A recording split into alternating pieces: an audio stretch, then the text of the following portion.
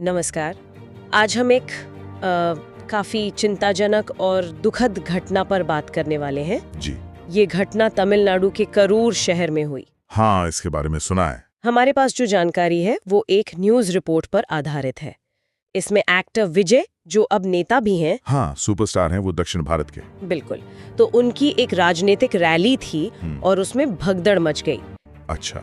सोचिए, मतलब इतना लोकप्रिय चेहरा, जी। लाखों लोग सिर्फ एक झलक पाने के लिए जमा होते हैं। उनकी अपनी पार्टी है, टीवी के, हाँ, तमिलगा वेत्रिका का कम, उसी की रैली थी। और फिर अचानक सब कुछ मतलब एक त्रासदी में बदल गया, नियंत्रण से बाहर। ये बहुत भयानक बात है। तो आज हम इसी रिपोर्ट के जरिए समझने की कोशिश करेंगे कि करूर में असल में हुआ क्या था, ये हादसा कितना गंभीर है, और जो शुरुआती जानकारी मिल रही है उसके हिसाब से इसके पीछे वजह क्या हो सकती हैं। चलिए इस पर बात करते हैं। तो सबसे पहले वो बड़ी खबर जिसने सबको चौंका दिया। तमिलनाडु के करूर शहर में एक्टर विजय की रैली। जी। और उसमें भगदड़। पहले तो खबर आई कि शायद 5 लोगों की मौत हुई है। हाँ। शुरुआती रिपोर्ट्स में यही था, लेकिन फिर बाद में सूत्र ने अंदेशा जाहिर किया कि ये दुखद आंकड़ा 20 तक भी पहुंच सकता है। 20? ये तो बहुत ज्यादा है। हाँ, बहुत ज्यादा। और ये विजय की नई पार्टी टीवीके की रैली थी। जी। इस हादसे में बहुत से लोग घायल भी हुए हैं, और चिंता की बात यह है कि इनमें छोटे बच्चे भी शामिल हैं। ओह, बच्चे भी? हाँ, जानकारी के मुताबिक इन सभी घायलों को करूर के सरकारी अस्पताल में भर्ती कराया गया है। लेकिन ये याद रखना जरूरी है कि ये अभी शुरुआती आंकड़े हैं, आधिकारिक पुष्टि का इंतजार है। बिल्कुल, असल संख्या शायद बाद में ही पता चलेगी। हाँ, स्थिति की गंभीरता का पूरा अंदाजा शायद कुछ समय बाद ही लग पाएगा। बिल्कुल, और यहाँ ये समझना बहुत अहम है कि एक्टर विजय, मतलब अब तो वो नेता भी हैं। हाँ, उनकी लोकप्रियता का स्तर क्या है। वो सिर्फ एक एक्टर नहीं है, तमिलनाडु में उनका बहुत बड़ा नाम है, करोड़ों प्रशंसक हैं उनके। हाँ, ये तो है। तो उनकी रैलियों में इतनी भारी भीड़ का उमड़ना ये कोई नई बात नहीं है। सही। और ये रिपोर्ट भी यही कह रही है कि करूर में भी लाखों की संख्या में लोग जुटे थे। लाखों लोग सिर्फ उन्हें देखने सुनने के लिए? हाँ, और सूत्र इसी बेहिसाब भीड़ को स्थिति बिगड़ने का एक बड़ा कारण बता रहा है। देखिए, इतनी बड़ी भीड़ को संभालना अपने आप में एक बहुत बड़ी चुनौती होती है। हाँ, रिपोर्ट में साफ तौर पर भगदड़ जैसे हालात का जिक्र है, स्टैम्पीड लाइक सिचुएशन जिसे कहते हैं। जी। अंदाजा लगाना भी मुश्किल है कि वहाँ क्या माहौल रहा होगा, कितना डर फैला होगा। बिल्कुल। और ये भी बताया गया कि भीड़ इतनी बेकाबू हो गई थी कि पुलिस को लाठीचार्ज करना पड़ा। लाठीचार्ज भी हुआ? हाँ, अब यहीं पर एक सवाल उठता है जिसका जिक्र रिपोर्ट में भी है कि लाठीचार्ज कब हुआ। हाँ, कि क्या ये लाठीचार्ज भगदड़ शुरू होने के बाद हुआ भीड़ को हटाने के लिए, या कहीं ऐसा तो नहीं कि लाठीचार्ज से ही स्थिति और बिगड़ गई हो, लोग ज्यादा डर गए हों और फिर भगदड़ मची हो। ये एक बहुत अहम सवाल है। हाँ, रिपोर्टर ने भी इस पर कहा है कि अभी असल में क्या हुआ इसकी पूरी तस्वीर सामने आने का इंतजार है।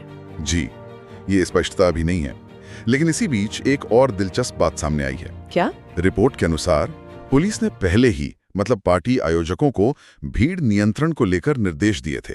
पहले से? हाँ, बाकायदा 20 सूत्रीय निर्देश, 20 अलग अलग पॉइंट्स। अच्छा। जिसमें शायद बताया गया होगा कि कैसे मैनेज करना है, सुरक्षा कैसी हो, ये सब। बिल्कुल। कार्यकर्ताओं का व्यवहार कैसा हो, एंट्री एग्जिट कैसे हो, ये सब शायद पहले से तय था। इतना ही नहीं, रिपोर्ट ये भी कहती है कि खुद टीवी के पार्टी ने भी, मतलब कथित तौर पर, लोगों से अपील की थी।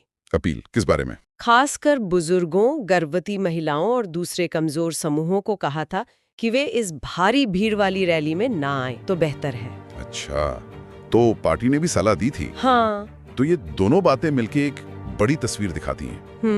कैसे? एक तरफ पुलिस के डिटेल्ड निर्देश, दूसरी तरफ पार्टी की तरफ से भी एक तरह की सावधानी बरतने की सलाह। सही। इससे साफ है कि आयोजकों को भी और प्रशासन को भी, दोनों को अंदाजा था कि भीड़ बहुत ज्यादा होगी और कुछ गड़बड़ हो सकती है। बिल्कुल, रोकथाम का आकलन पहले से था, तैयारियां कागज पर तो थीं। लेकिन फिर भी ये हादसा हो गया। तो इसका क्या मतलब है? क्या भीड़ अंदाजे से कहीं ज्यादा आ गई? हो सकता है। या फिर जो योजना बनी थी उसे लागू करने में कोई बड़ी चूक हुई? देखिए, ये सवाल तो बनता है। योजना बनाना एक बात है, पर जब लाखों लोग हों, हाँ, और वो भी भावनात्मक रूप से अपने नेता से जुड़े हों, बिल्कुल, ऐसी स्थिति में योजनाओं को जमीन पर उतारना बहुत मुश्किल हो जाता है। जैसा कि रिपोर्ट में एक जगह कहा गया, हालात बस काबू से पूरी तरह बाहर हो गए। ये लाइन ही काफी कुछ कह देती है। हाँ, ये सिर्फ भीड़ का अनियंत्रित होना नहीं है, ये शायद पूरी व्यवस्था के चरमराने का संकेत है। मतलब वो जो 20 सूत्रीय निर्देश थे, वो शायद उस विशाल उमड़ती भीड़ के सामने बेअसर हो गए, नाकाफी साबित हुए।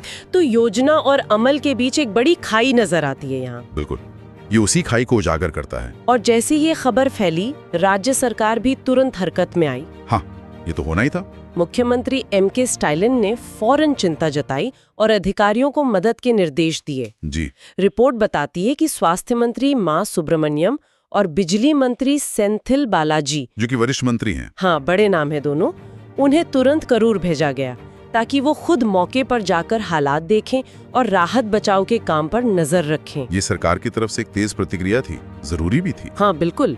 लेकिन जरा सोचिए उस व्यक्ति के बारे में जो इस सब के केंद्र में थे, एक्टर विजय। हाँ, उनके बारे में क्या जानकारी है?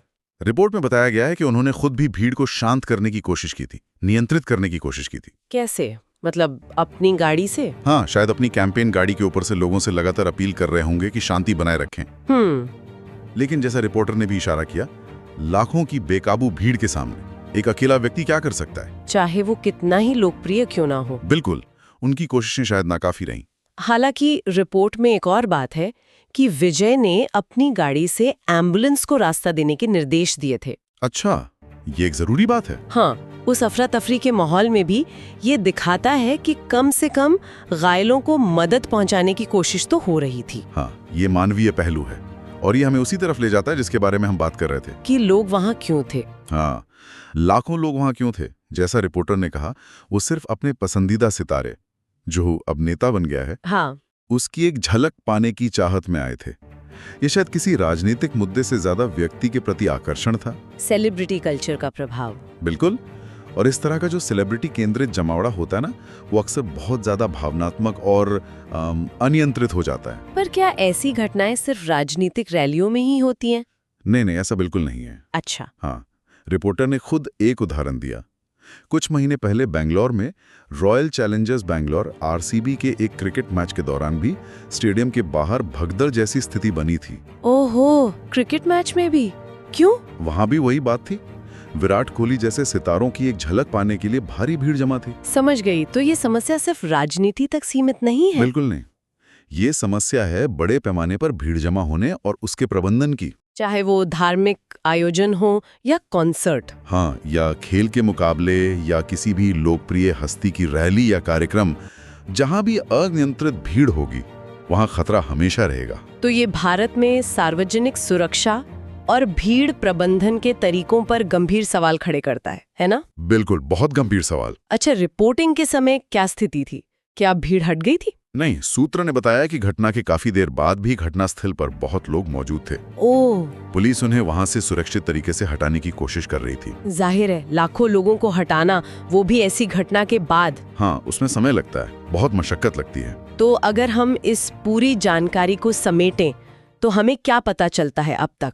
देखिए, हमें ये पता है कि करूर में एक्टर विजय की रैली में एक बहुत गंभीर भगदड़ हुई है। हाँ, कई लोगों के हताहत होने की अपुष्ट लेकिन चिंताजनक खबरें हैं, जिनकी संख्या 5 से 20 के बीच हो सकती है। हाँ, पर आधिकारिक पुष्टि का इंतजार है। ठीक है। इस घटना के मूल में लाखों की संख्या में उमड़ी वो बेहिसाब भीड़ थी, जिसे नियंत्रित करने के लिए निर्देश तो थे, पर वो कारगर साबित नहीं हुए। पुलिस को बल प्रयोग करना पड़ा। राज्य सरकार ने तुरंत प्रतिक्रिया दी है, लेकिन वो अहम सवाल अभी बाकी है। हाँ, कि भगदड़ का असल कारण क्या था? क्या कोई अफवाह फैली, बैरिकेड टूटा या लाठीचार्ज ही वजह बना? और मरने वालों और घायलों की सही संख्या क्या है? जी, इन सवालों के जवाब अभी पूरी तरह साफ नहीं है। और ये घटना एक बार फिर हमें याद दिलाती है कि ऐसी जो विशाल भावनात्मक रूप से जुड़ी सभाएं होती हैं, हाँ, उनमें कितने खतरे छुपे होते हैं। तो कुल मिलाकर तमिलनाडु के करूर में जो हुआ वो एक भयानक हादसा है। एक लोकप्रिय नेता की रैली त्रासदी में बदल गई। जी। लाखों की भीड़, नियंत्रण खोती व्यवस्था और अंत में भगदड़ और हताहतों की दुखद अपुष्ट खबरें। और इस सब के केंद्र में वही बात है, विशाल भीड़ और उसके प्रबंधन की चुनौती। बिल्कुल। और ये घटना हमें रुककर सोचने पर मजबूर करती है। ये सिर्फ एक हादसा नहीं है, ये एक बड़े पैटर्न की तरफ इशारा करती है। किस तरह के पैटर्न? ये हमें सोचने पर मजबूर करती है कि भारत में जो बड़े सार्वजनिक आयोजन होते हैं, हाँ। खासकर जहां राजनीति और सेलिब्रिटी का मेल होता है, वहां भीड़ प्रबंधन की हमारी व्यवस्थाएं कितनी कारगर हैं? ये सवाल तो है। ये राजनीति में सितारों के आने और उनके करिश्मे से जुड़ी जिम्मेदारियों के बारे में क्या सवाल खड़े करती हैं? कि क्या लोकप्रियता के साथ सुरक्षा की जिम्मेदारी भी बढ़ती है? बिल्कुल। और सबसे बढ़कर ये सार्वजनिक सुरक्षा के हमारे मानक, हमारे नियम और सबसे जरूरी उनका जमीन पर अमल, हाँ, अमल, उसको लेकर सोचने पर मजबूर करती है। सही कहा। और जैसा कि हम हमेशा करते हैं, जाते जाते एक सवाल सोचने के लिए छोड़ जाते हैं। जी। हमने बात की कि पुलिस ने पहले से निर्देश दिए थे, पार्टी ने भी सलाह दी थी कि कमजोर लोग ना आए। हाँ, यानी खतरे का अंदेशा तो था, तैयारियां भी थीं। फिर भी ये उपाय विफल क्यों हो गए? क्या ये सिर्फ इतनी ज्यादा भीड़ थी कि उसे संभालना नामुमकिन था? या ये कहीं ना कहीं व्यवस्था की योजना, उनके बीच तालमेल और उस योजना को उस नाजुक मौके पर लागू करने की क्षमता में एक गंभीर चूक की ओर इशारा करता है? खासकर जब मामला एक इतने बड़े सितारे से जुड़ा हो, जहां भारी भीड़ की उम्मीद तो पहले से ही होती है। हाँ, तो इस विफलता के पीछे के कारण क्या हो सकते हैं, इस पर जरूर सोचिएगा।